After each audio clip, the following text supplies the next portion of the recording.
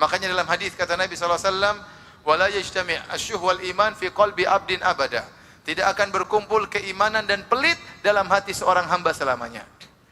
Pelit dan iman itu dua hal yang kontradiktif, tidak mungkin bersatu.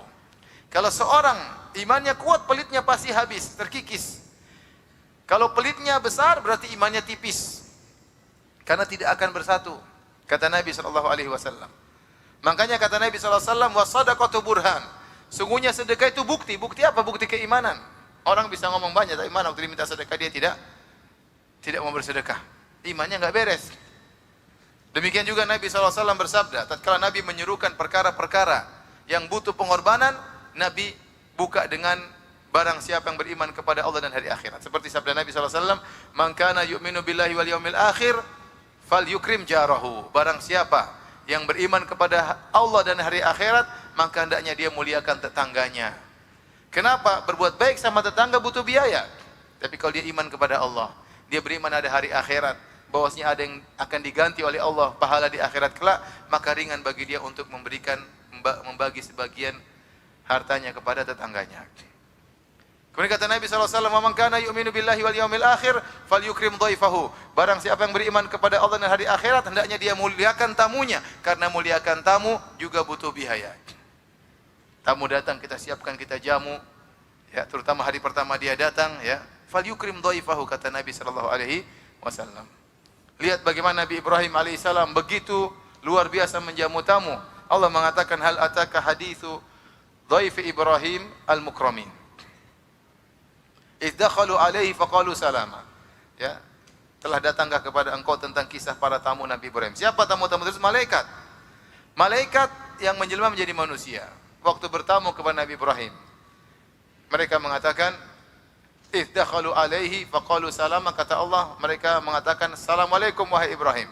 Apa jawaban Ibrahim? Qala salamun qaumun munkarun. Keselamatan juga kalian, bagi kalian wahai kaum yang saya tidak kenal. Karena Nabi Ibrahim baru pertama kali ketemu dengan mereka, tidak pernah kenal sebelumnya.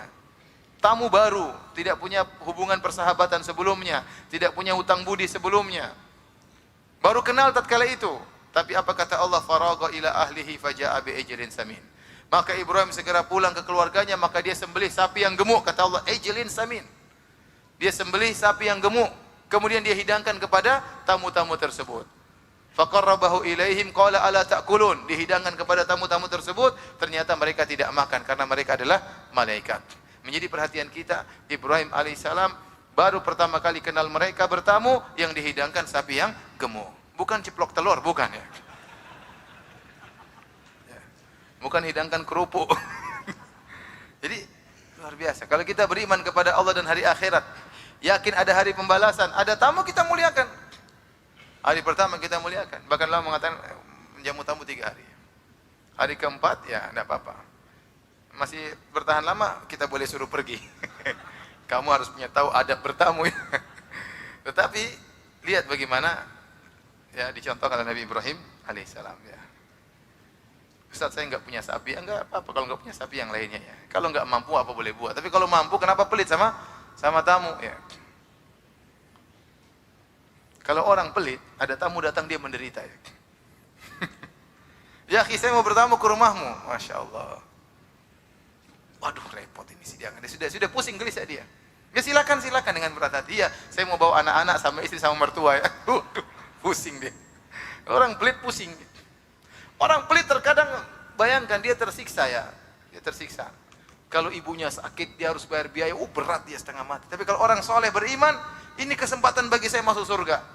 Saya keluarkan biaya untuk ibu saya, untuk bapak saya. Tapi kalau orang pelit, dia punya uang, waduh, usaha saya habis semua buat apa? Bapak ibu saya yang sakit.